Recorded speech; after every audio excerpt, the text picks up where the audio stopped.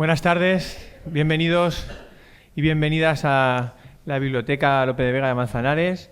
En este caso, para esta tarde de lunes, vamos a tener una exposición, una conferencia que nos va a impartir Antonio Bermúdez García Moreno. Creo que todo el mundo de Manzanares conoce a Antonio, es un referente Ese era cultural. mi nombre de novicio, ahora ya soy Antón de Lazuel. Pues Antón de Lazuel nos va a dar, en este caso, una conferencia que tiene por nombre Tras las murallas, castillos y fortificaciones. Como digo, creo que todo ciudadano y ciudadana de Manzanares conoce a Antonio, es un referente cultural por todos sus libros. Creo que es una persona que tiene un gran bagaje, un pleno conocimiento de la historia de Manzanares, y todas las que estamos aquí creo que vamos a aprender mucho con su conferencia, y estamos deseando que nos pueda dar sus pinceladas y sus toques, y vamos a aprender muchísimo. Así que, sin más que decir, pues le doy la palabra y voy a aprovechar, me voy a poner abajo para poder disfrutar también con todas y con todas de la conferencia que nos va a dar. Muchas gracias.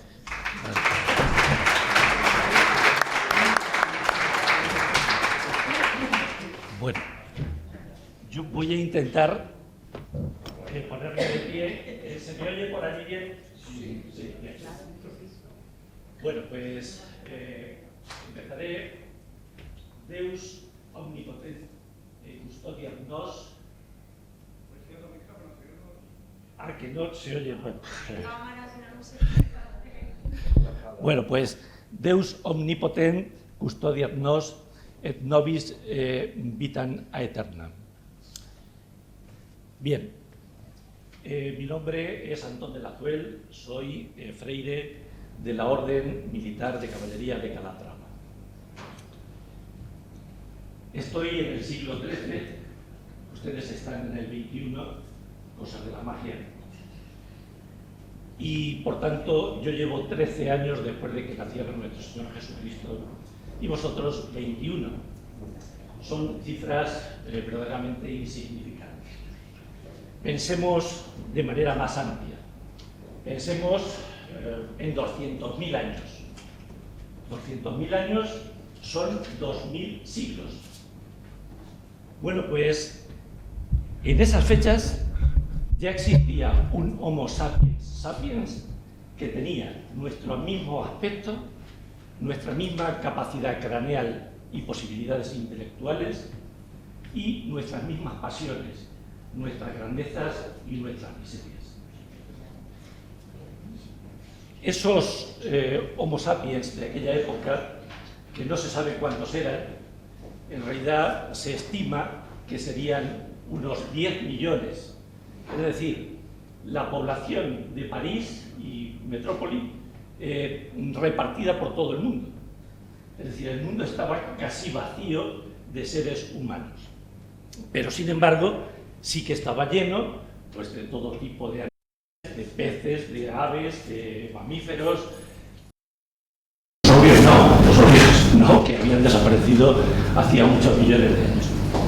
Pero esos pocos hombres que había en aquella época, esta gente se movían, ya digo, no tenían ningún sentido de propiedad. Tuvieron que pasar de esos 200.000 años, 190.000 aprendiendo a hacer fuego, a mantenerlo, aprendiendo a tallar piedras, a procurarse herramientas que les permitieran pues, cazar más fácilmente o pescar más fácilmente, es decir, procurarse alimentos. Esos alimentos le permitieron pues, sobrevivir mucho tiempo, pero teniendo en cuenta que muchas cosas de las que iban aprendiendo tenían que reaprenderlas, o aprenderlas en muchos sitios aparte, porque esos grupos, si aprendían a hacer el fuego, pues el grupo que estaba en la China, evidentemente no sabía hacer fuego. Es decir, todos estos aprendizajes debieron repetirse muchas veces para que al final pues llegaran a las antiguas civilizaciones y a nosotros. Tuvieron que aprender qué animales eran más fáciles de cazar, cuáles tenían la carne más sabrosa, cuáles implicaban menos riesgo a la hora de cazarlos, qué plantas eran comestibles y cuáles podían matarte. De hecho, supongo que muchos morirían en esas pruebas, hasta que fueron aprendiendo, y cuando ya sabían suficiente, después de 190.000 años de bagaje y de transhumancia, pues tenían ya suficientes conocimientos, como digo, para hacerse sedentarios. Hacerse sedentarios implicaba pues tener ya tu propio rebaño, pero ese rebaño había que cuidarlo, había que cuidar cada animal, había que ordeñarlos.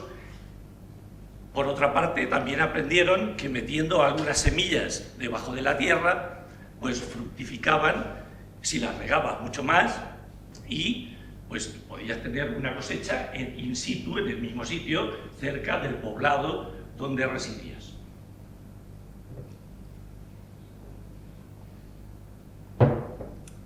Entonces, el fruto de todo este trabajo ya no era de cualquiera.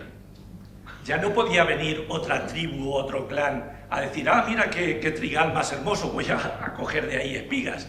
O mira qué ovejas o qué cabras más hermosas hay ahí, las cazo. No, ya empezó a tener un sentido de propiedad, porque implicaba un esfuerzo de ese clan, de esa tribu, de ese poblado. Como decía antes, los hombres ya tenían entonces las mismas pasiones y las mismas características que tenemos nosotros. Y siempre había pues, un grupo humano más belicoso, más violento, más codicioso, bien implicado por esas propias características humanas, o bien por la necesidad, porque hubiera una mala cosecha en su lugar, o hubiera habido pues, cualquier catástrofe climática. Entonces, los más belicosos empezaron a atacar y a robar a la gente que era más pacífica. De ahí surge muy pronto, la necesidad de proteger tus propios bienes e incluso a las propias personas para evitar su esclavización. En las zonas del mundo más fértiles, hablemos de los valles del Indo, del Huanghe, del Yangtze, ya más cercano del Nilo, o en el creciente fértil en Mesopotamia, pues ahí las condiciones climáticas y ambientales fueron más propicias para desarrollar las primeras civilizaciones. Inmediatamente que surgen las civilizaciones de Sumer o de los acadios, los asirios, hititas y demás, inmediatamente empiezan a amurallar las ciudades. Tenemos datos de murallas de Jericó hace 8.000 años. O sea que había ese miedo, ya existía esa prevención y esa necesidad de fortificarse. Ese proceso no tuvo la misma velocidad en todos los sitios del mundo. En Mesopotamia se dio muy pronto, pero en esta parte de Europa o de lo que llamamos Hispania fue más lento, fue mucho más lento. Las ciudades aquí los poblados sí que empezaron pronto de alguna manera a fortificarse, pero en las ciudades hubo que esperar casi hasta los cartagineses, los fenicios y los cartagineses, para que empezaran a amurallarse. Y ahora ya voy a empezar con las diapositivas. Bueno, una forma de proteger los poblados, aquí no había grandes ciudades, aquí había pequeñas tribus, uno de ellos eran los Oppidum, como el que tenemos en Alhambra, por ejemplo. Desde el Neolítico, como decía, las pequeñas comunidades intentaron protegerse de otros pueblos depredadores, estableciendo sus poblados en zonas de una defensa natural que tenían, bien por su posición, por su situación, estaban en altura o bien tenían un río cercano, de manera que los rodeaban de fosos, empalizadas y algunas veces de murallas. porque lógicamente, como ya explicaba, con el desarrollo de la agricultura y de la ganadería, el hombre abandona ese nomadeo tradicional y se hace sedentario, comienza a tener cosechas y ganado que proteger. Otro sistema muy cercano a nosotros, del bronce manchego, son las motillas.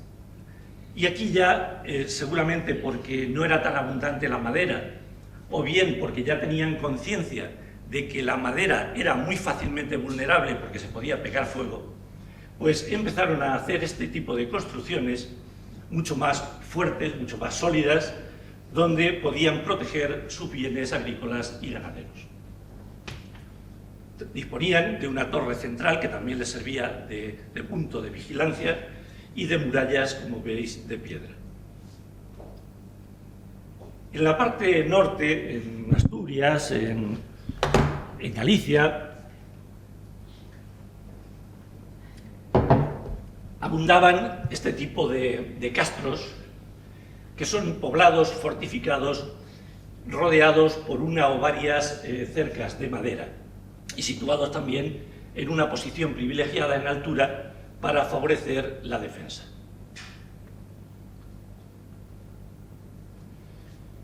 Donde era posible, las defensas se iban perfeccionando sistemáticamente, bien colocando fosos alrededor o dobles círculos de empalizadas que servían, en caso de que cayera una, pues la gente se protegía en la siguiente, aunque evidentemente la madera no era una defensa demasiado sólida.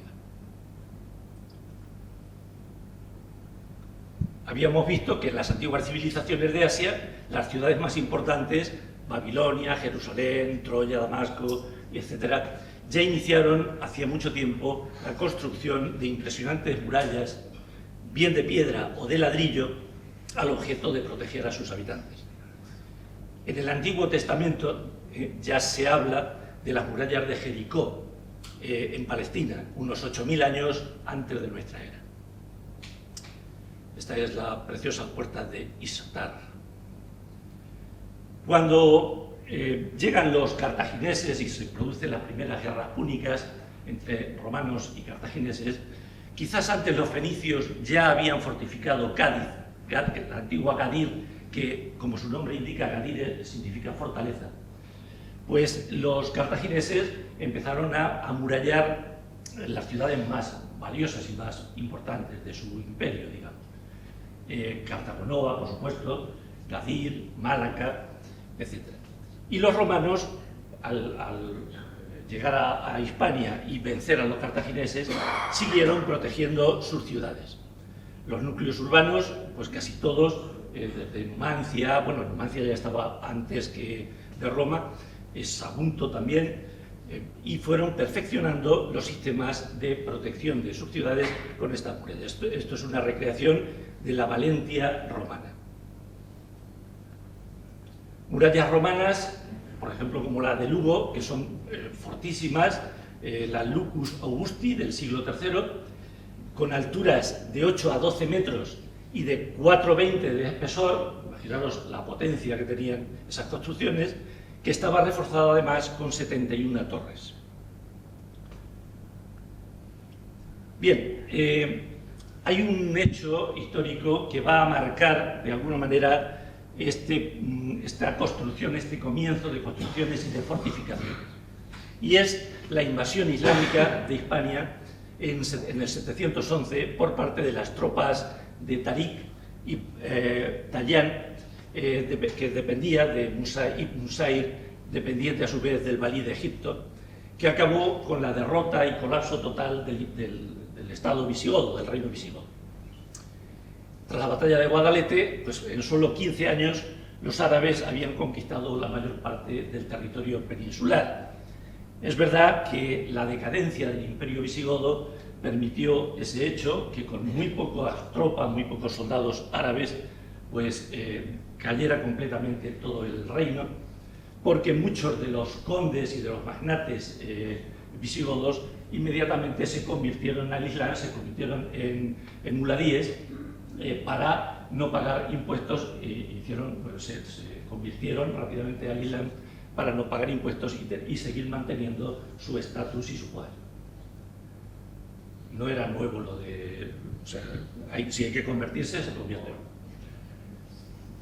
Bueno, pues esta invasión, aunque ya el feudalismo es un proceso que ya se venía dando en Europa, pero que la invasión islámica de España, de Hispania, perdón, pues acelera y acentúa muchísimo en este territorio. Porque los hispanovisigodos que no se convirtieron y que mantuvieron la resistencia se refugiaron en las zonas montañosas del norte de la península, desde donde empezaron a organizar los primeros condados y reinos cristianos.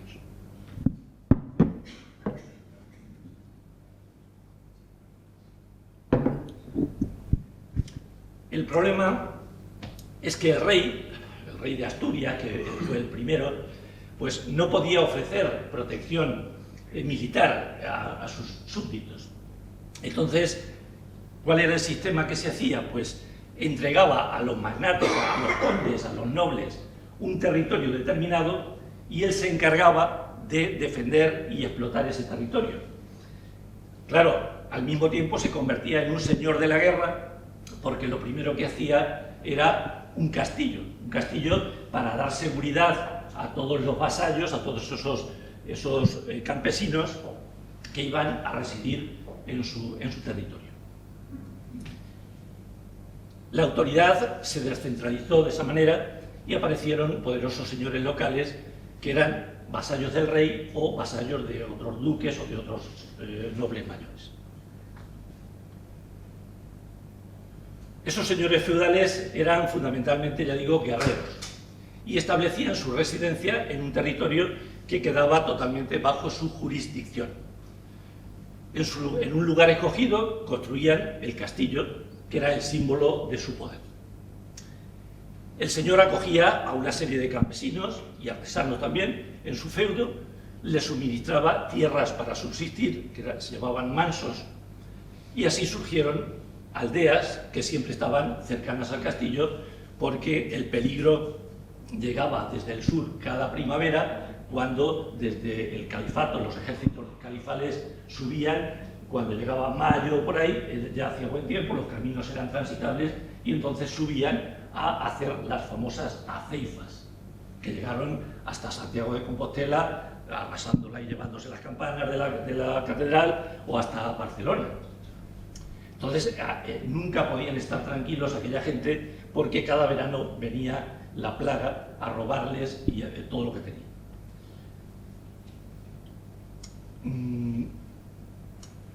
Bien, el señor feudal tenía la obligación de defender a sus vasallos, teóricamente, si eran atacados, así como mantener el orden e impartir justicia en su feudo. A cambio, los vasallos entregaban al señor parte de sus cosechas y pagaban por utilizar algunos servicios, como eran los molinos, los hornos.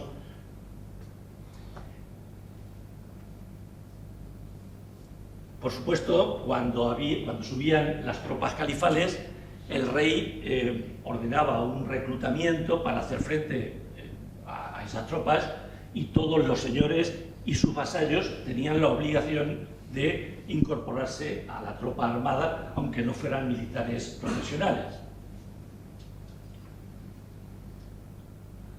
La Edad Media, en definitiva, es un tiempo de guerra prolongada que duró 7 u 8 siglos, y la presencia de musulmanes y sus campañas anuales de depredación, las razias y las aceifas, pues forzaron la construcción de esos castillos y la fortificación también de las pocas ciudades que había entonces.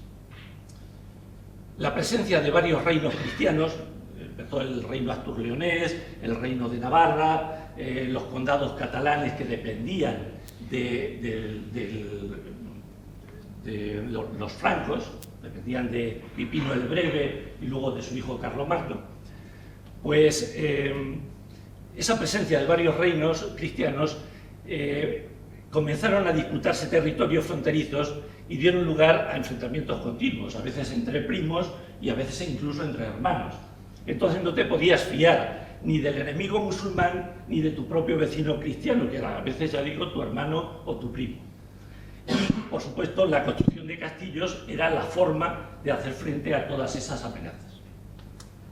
El castillo era el refugio de las gentes campesinas en esos feudos, en caso de ataques. Aparte de eso, en las fronteras, en los puntos claves de las fronteras, tanto cristianas como musulmanas, el propio rey construyó castillos de protección de su territorio que ponía en manos de tenentes. O sea, tenían el castillo y eran nombrados por el rey, eran guerreros de reconocida fama y valentía.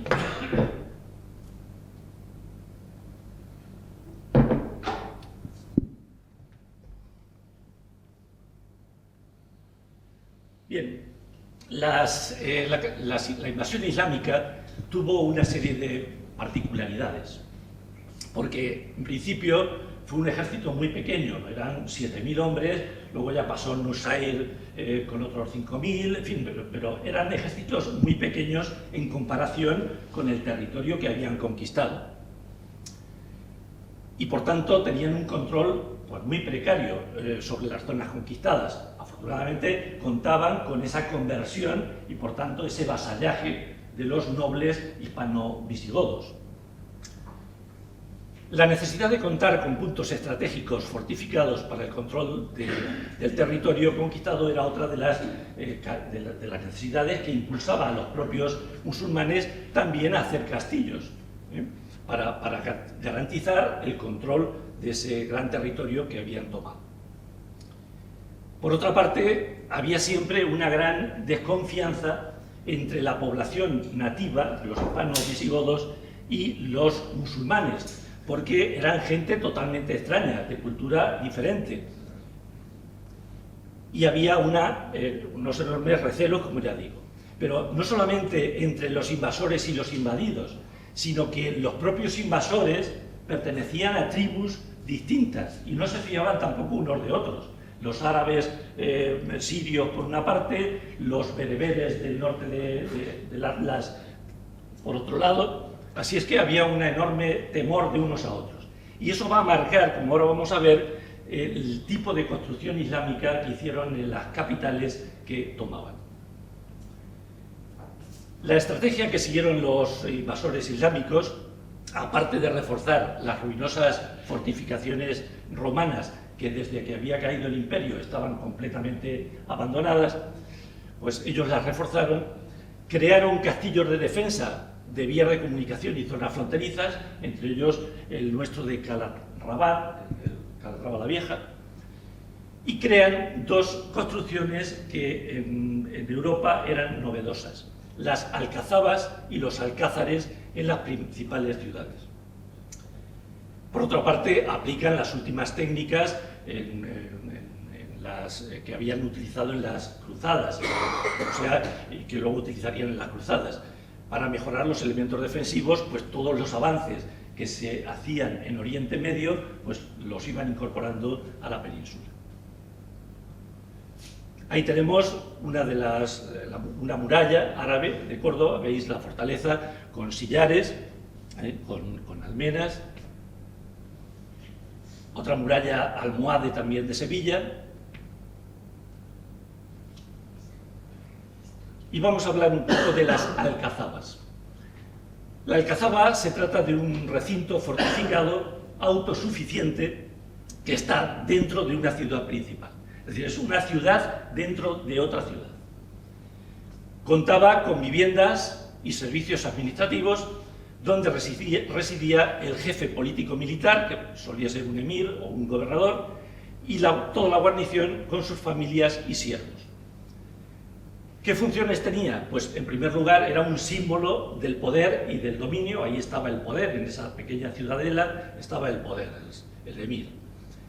Y luego servía también, en el caso de que atacaran la ciudad y cayera las murallas de la ciudad, era el último reducto defensivo, que era además bastante fuerte, en caso de que el enemigo consiguiera penetrar la muralla exterior. Pero es que además, ante esa desconfianza que los jefes, los líderes, tenían de su propio pueblo, que era hispano-visigodo, pues ellos querían sentirse seguros y garantizarse la defensa de los gobernantes ante cualquier sublevación del propio vecindario, pues en caso de subir el pan o de subir los alimentos, y a veces había tumultos y sublevaciones. Ahí tenemos, por ejemplo, la alcazaba de Almería, una de las más potentes, la alcazaba de Málaga. Estas eran las principales ciudades que ellos tenían en el sur. Y también otra construcción similar eran los alcázares. El alcázar era otra fortificación urbana también, de ciudades quizás medianas o un poquito más pequeñas.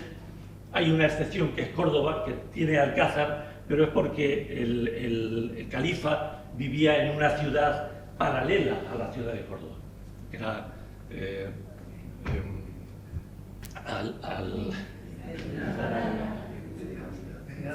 Medina Zahara y luego Medina Zaira. El alcázar hacía prácticamente las mismas funciones. Servía era el símbolo donde estaba el jefe, el emir. Servía de último reducto defensivo en caso de caer la ciudad y de defensa de los gobernantes y de la guarnición en caso de cualquier sublevación del vecindario. Estos alcázares y las alcazabas también tenían una parte noble que era una mezcla de castillo y palacio, porque los emires vivían lógicamente muy bien entre jardines, arenes, etc.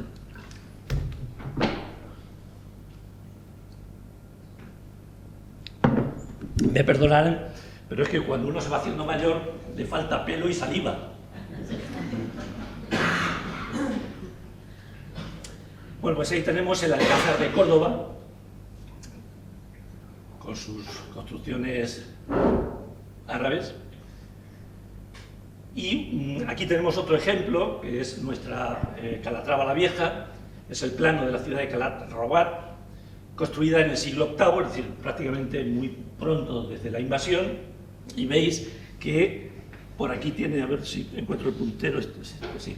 Aquí tenéis la ciudad, todo este era el perímetro de la ciudad, estaba amurallada y protegida por el río Guadiana, y luego en este extremo está, como veis, una construcción mucho más fuerte, mucho más sólida, que era donde estaba el gobernador de la ciudad, el jefe de la guarnición, que era el Alcázar. Como veis, las construcciones de la ciudad no ha quedado nada vivo, y sin embargo el Alcázar se conserva todavía bastantes construcciones.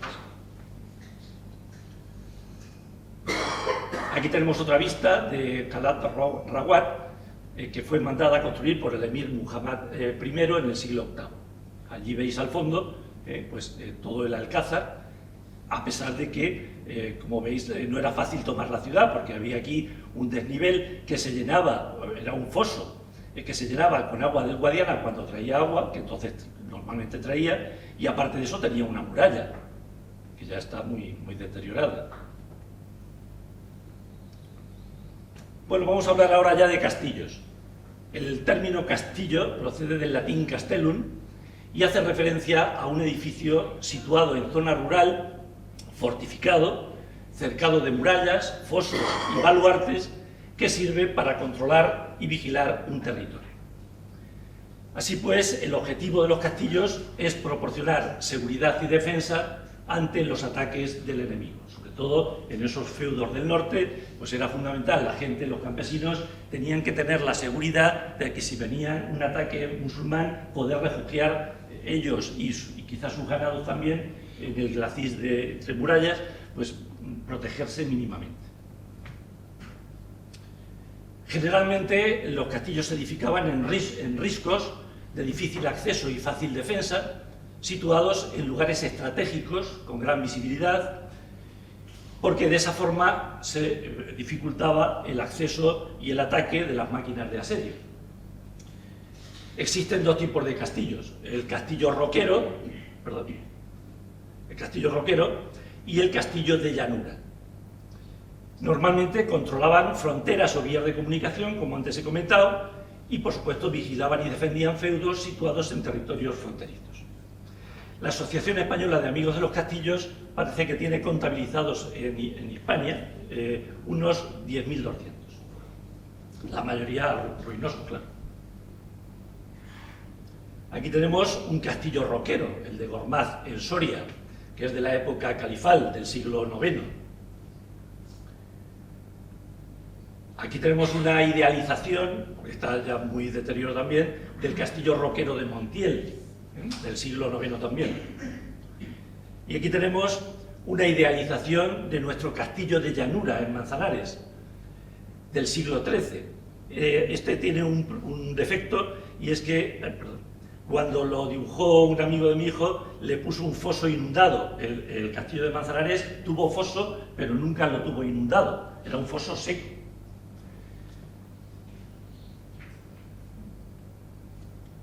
Bueno, pues los principales elementos defensivos de los castillos eran, en primer lugar, su propia ubicación castral. Es decir, la situación del castillo ya era un elemento defensivo. Si lo ponemos encima de un risco, es muy difícil de atacar, y por eso se elegían puntos muy concretos de la geografía. El segundo es el foso. El foso, tanto si es inundable como si es seco, dificulta mucho el acceso a torres de asedio, por ejemplo, o arietes. Las murallas, pues igual, estaban dispuestas en una o varias líneas a distinto nivel, y la primera línea se solía denominar antemuralla. Luego estaban las torres y luego las puertas fortificadas. La construcción sobre el risco elevado, como comentaba, pues impacta. En primer lugar, al que va a atacar le impacta psicológicamente ver dónde tiene que subir cuando le dice su jefe que suba allí. O una de dos, o le tenías más miedo a tu jefe que al enemigo, o no subías allí de ninguna manera. La dureza de la roca, por otra parte, del suelo, pues impedía el ataque con túneles o minas, que pudieran abrir minas por donde atacarlo. Ahí tenemos el castillo roquero de Almansa. En cuanto al foso, pues era utilizado en castillos y ciudades amuralladas de llanura. No tenía mucho sentido poner foso en un castillo roquero. Podía ser seco, con suficiente pendiente y profundidad para dificultar el cruce de la infantería y el acercamiento de esas máquinas de asedio, que entonces básicamente eran los arietes y las torres. También podían inundarse si estaban cerca de un río, pues se podía inundar derivando ese agua de algún río cercano, y sembraban el fondo de estos abrojos punzantes que, cuando ibas a cruzarlo, pues hacía polvo las patas de los caballos o los pies de los soldados. Aquí tenemos el castillo de Chinchilla, veis el foso, y el propio foso de la muralla de Córdoba, que ahora son jardines, pero que fueron en su momento pues, parte del foso y la antemuralla. En cuanto a las murallas, pues están formadas por lienzo o cortina, que podía ser de 6 a 12 metros de altura y de 2 a 4 de anchura. Cuando se hizo el proyecto para el castillo de Manzanares, creo que eran, ahora mismo no recuerdo bien, pero creo que eran 4 metros de anchura en la base. Estaban construidos o bien con sillares o bien con mampostería, pero también los había de tapial y de ladrillo. Sobre todo ya en las ciudades, la parte de la que tenía que proteger a la gente noble estaba hecha de muralla, de piedra de sillar, y la parte ya para proteger a los arrabales, pues como que ya se dejaba un poco en muralla de tapial, para no gastar mucho. Luego estaba el adarve. El adarve es el camino en la parte superior de la muralla que permite el desplazamiento de soldados e incluso de algunas máquinas de lanzar dardos o de lanzar piedras. Las almenas, por supuesto, son elementos arquitectónicos de la parte superior que permiten la protección de los defensores. A veces se ponía un talud, que es una pared inclinada en la base del castillo, de la muralla. Es una pared inclinada que dificulta el acercamiento y el ataque con arietes, porque se pone más base y entonces el ariete le cuesta muchísimo romper ese bloque. Luego están también los matacanes, que son construcciones elevadas sobre lienzos de muralla o bien sobre puertas, ahora veremos algún ejemplo, desde donde repeler los ataques del enemigo con mayor eficacia. Aquí tenemos un ejemplo de muralla y antemuralla en el castillo de Almonacid de Toledo del siglo XI. Aquí vemos la antemuralla y en el caso ya de que tomara el enemigo esta parte, pues entonces se protegían en la segunda. En el centro vemos la torre del homenaje que comentaremos ahora. Aquí tenemos el castillo, precioso castillo de Loarre, en Navarra, que hizo el rey Sancho III en el siglo XI. Como vemos, tenemos un montón de una antemuralla muy potente para llegar luego hasta el castillo que da miedo verlo. O sea, si tienes que atacar eso, pues verdaderamente es temible. Impresiona, te echa para atrás nada más verlo. Aquí tenemos el adarve, por donde circulan los soldados de la defensa del castillo. Y aquí tenemos algunos tipos de almenas, cubículos elevados sobre la parte superior de la muralla, desde donde se puede atacar protegiéndose medianamente de los dardos que lanza el enemigo. Tenemos, por ejemplo, estas de tipo piramidal, otras de tipo ortogonal, otras de figuras un poco raras, esta sobre todo, que es un capricho, debe ser un capricho del constructor. El talud, aquí tenemos el talud, veis cómo se regruesa la parte inferior de la muralla para que el ariete le cueste muchísimo más trabajo destruirla. Aquí tenemos otro en el castillo de la Mota, en Medina del Campo, y aquí tenemos uno fortísimo en el castillo del Crac de los Caballeros, el castillo de la Orden Hospitalaria de San Juan, que luego tuvo por aquí sus feudos y sus territorios. Pero este talud es impresionante. Veis ahí el talud o rebotadero, cuando el ariete empieza a machacar aquí, pues se tiene que cargar un grueso muy considerable y te desanima. Y encima ponen una especie de cadalso para estar echándole pues piedras, agua hirviendo. Siempre se dice que aceite hirviendo, el aceite está demasiado caro. Yo creo que se le echaba agua hirviendo y funcionaba igual. Bueno, vamos a hablar de las torres. Las torres reforzaban las cortinas de muralla desde el punto de vista arquitectónico y eran baluartes para la defensa, que eran más elevados que la propia muralla y desde luego más fuertes que las murallas. Podemos clasificarlas según la planta. Había cuadradas, rectangulares, circulares, semicirculares, pentagonales, hexagonales, octogonales. Según la situación, las había intercaladas entre el muro, en las esquineras, había torres albarranas y torres del homenaje. Y luego, según la construcción, las había huecas y macizas y las había cubiertas y descubiertas. Aquí tenemos algunas torres intercaladas en el muro. Estas son torres huecas del castillo de Loarre. Veis como la torre está reforzando la muralla, pero está hueca por dentro. Otras torres muy potentes, semicirculares, de la muralla de Ávila. Torres circulares del castillo de la Muela, en Consuegra, de la Orden Hospitalaria. Restos de una torre pentagonal, tenía dos, del castillo de Alarcos, del siglo XII. ¿Veis? Aquí parece la proa de un barco. Indudablemente esta construcción hacía que cuando te tiraban con una balista, por ejemplo, que tiraban unas bolas considerables, o con un almajaneque o trebuchet, pues entonces la piedra tenía muchas posibilidades de, si daba aquí, resbalar hacia un lado y no hacer demasiado daño. También tenemos torres de planta hexagonal, como el castillo de Sanlúcar de Barrameda, o de planta octogonal, como la muralla del Río de Córdoba. Vamos a hablar ahora de la Torre Albarrana.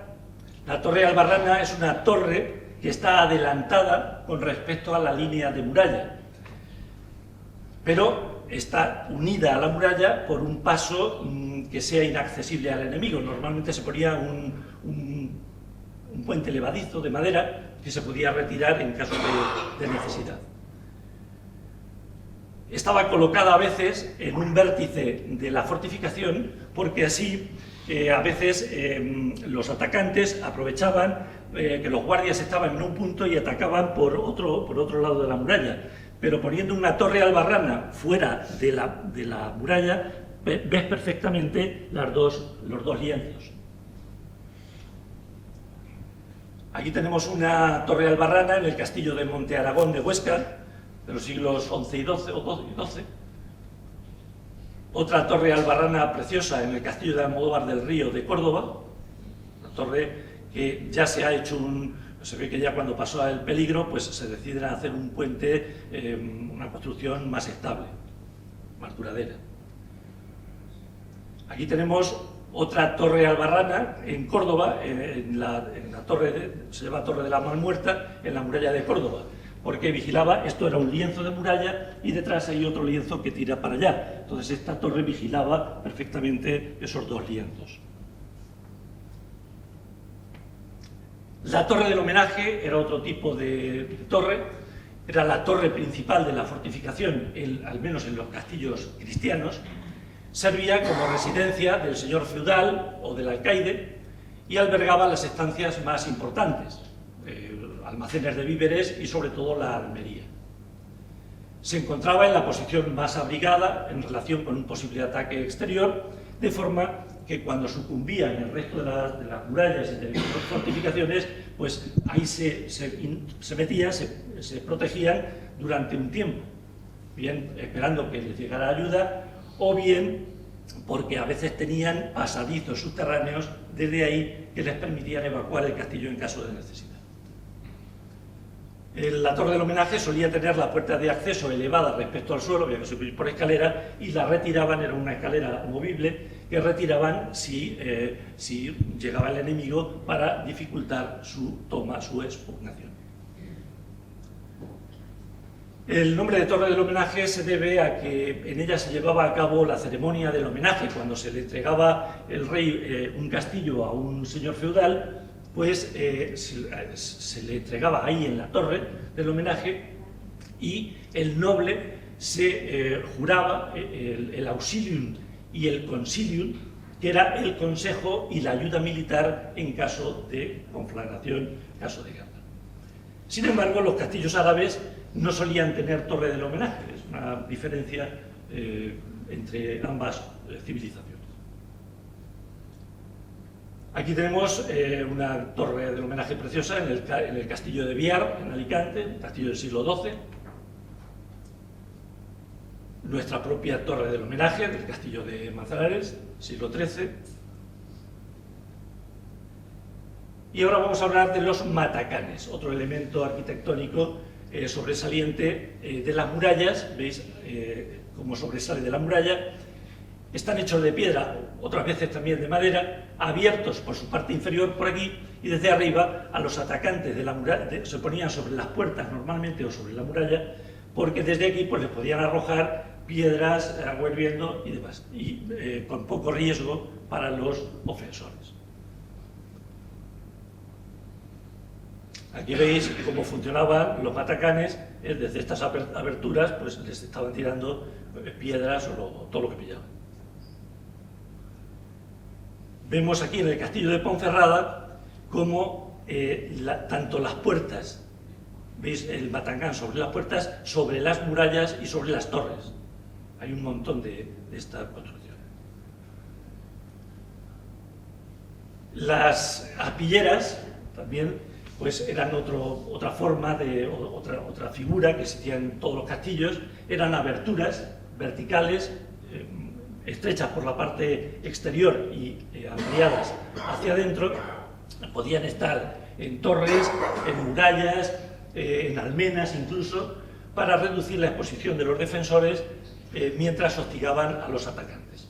Permitían disparar a través de ellas pues, flechas, virotes de ballesta, y con tal objeto pues, la ranura se ensanchaba hacia el interior, aumentando, permitiendo que se ampliara el ángulo de tiro. Aquí vemos algunas. Esta ya parece... Perdón, esta parece ya posterior, porque casi esta ya era para armas de fuego. Pero estas no, estas son para saetas. Vemos en este castillo de Ampudia, de Palencia, un montón de saeteras en la muralla, pero incluso en las torres e incluso en las almenas. Las veis ahí, ¿verdad? Aquí vemos también estas saeteras, tanto en las almenas, curiosamente, como en la torre. Bien, la puerta del castillo era el punto clave, era por donde iban a intentar pasar casi siempre, ¿no? Por eso las ciudades amuralladas eran más riesgosas, porque tenían siempre varias puertas de entrada y salida, mientras que en los castillos solamente había una puerta y algunas veces había alguna poterna que daba a una zona impracticable que servía para tirarlos de perdiz. En cualquier caso, como digo, las puertas eran puntos vulnerables y era preciso reforzarlas con especial cuidado. Vamos a ver qué técnicas se utilizaban para reforzar las puertas. Aquí tenemos una serie de sistemas utilizados para proteger la entrada a recintos fortificados.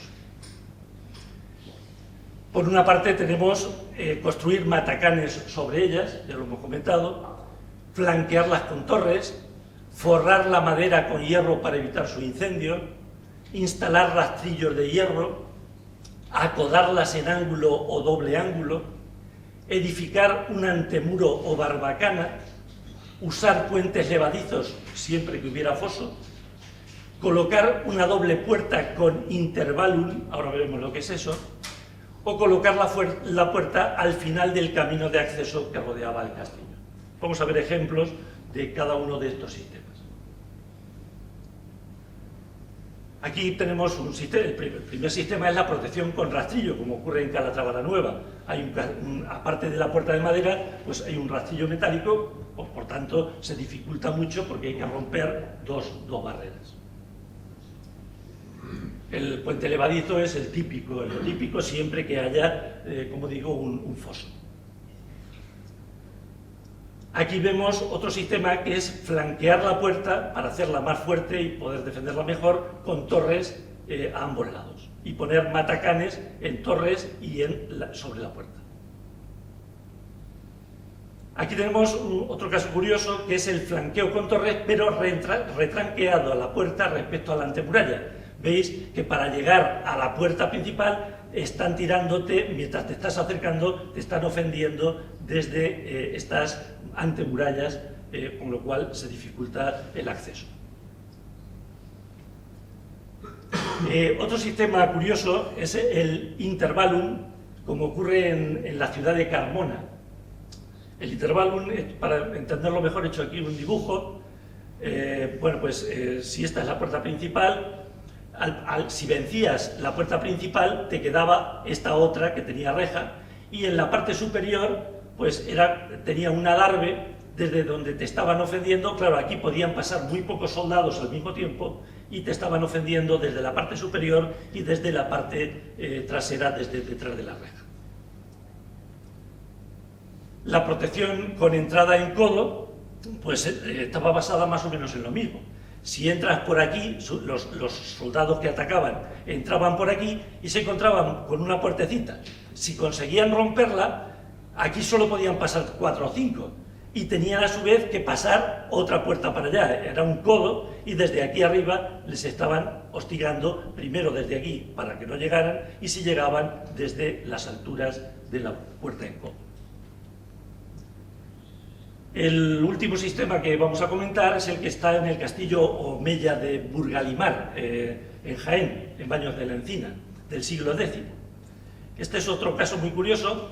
No tiene torre homenaje porque era un castillo árabe, pero la subida al castillo era por aquí, por esta rampa. Y lo primero que te encontrabas era una torre fortísima. Para allá había un vacío, por tanto necesariamente tenías que venirte para acá si querías atacar. La puerta del castillo está aquí, por tanto tienes que recorrer todo el perímetro del castillo siendo ofendido desde cada una de las torres y desde cada una de las murallas si querías llegar hasta la puerta. Si llegabas vivo, luego había que romper la puerta, claro. Otro sistema era colocar delante de la puerta principal del castillo o de la ciudad una barbacana, es decir, otra especie de castillo, una torre muy fuerte antes de llegar a la muralla. Aquí tenemos la de Varsovia, pero otro caso muy característico es la torre de la Calahorra de Córdoba. La muralla estaba en esta parte, entonces para llegar aquí había que cruzar el puente, pero antes tenías que vencer la resistencia de la torre de la Calahorra, que se llama. Bien, ya para ir terminando, voy a hablar un poco de la coracha. La coracha era un sistema de fortificación y defensa, pero en realidad era un muro o doble muro que arrancaba desde la muralla principal. Esto está tomado de la ciudad de Calatrava la Vieja, de Calatraguat, porque desde aquí tenían una noria que cogía el agua del río para alimentar a la ciudad. Y esa noria la protegían con esta muralla, esta coracha, por cuya parte superior corría un acueducto. La noria vertía sobre el acueducto y alimentaba la ciudad, y no solamente la ciudad, porque había un sistema de defensa que se llamaba Castellum Aquae, que lo que hacía es que por aquí abajo había una especie de tubos que proyectaban chorros de agua a presión para alejar al enemigo en un momento determinado. Aquí tenemos una maqueta de la misma, veis aquí la ciudad, el Alcázar de Calatraguat, con el acueducto, la coracha y la noria. Y ya para terminar, pues otras partes, los castillos tenían muchas dependencias, las caballerizas, la cocina y el horno fundamentales, la capilla, los pozos o aljibes, pósitos, almacenes de víveres, la armería fundamental, la fragua fundamental para hacer las flechas, puntas de flechas, etcétera, las lanzas, las mazmorras, los pasadizos subterráneos de fuga. Muchos castillos los tenían. En caso de verse ya desesperados, salían por un pasadizo inferior. Y la liza o patio de armas, que a veces se utilizaba para guardar o proteger los ganados de los vecinos cuando tenían que protegerse de algún ataque. Ahí tenemos la preciosa capilla del convento de Calatrava la Nueva, las caballerizas del castillo de Alcaudete, en Jaén, algunos aljibes del castillo de Medellín o del castillo de Santa Bárbara de Alicante. Y ya como resumen, pues aquí tenemos un castillo que tiene de todo, ¿no? La barbacana, el foso, las antemurallas, las torres cubiertas, descubiertas, la coracha, la torre del homenaje, en fin, es un poquito pues, un resumen de todo lo que hemos hablado.